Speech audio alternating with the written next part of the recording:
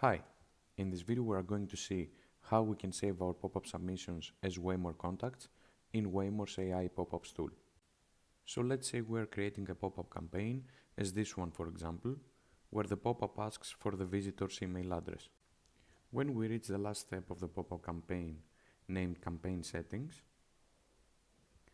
we will find the option to save submissions as contacts. So we simply turn on the toggle to enable the feature and then select the contact group that we want our contacts to be stored at.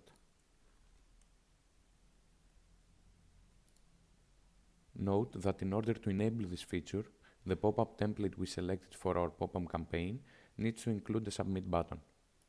We can also create a new contact group if we want by clicking on the Add a Group button, where we provide the name of the group and click the Save button.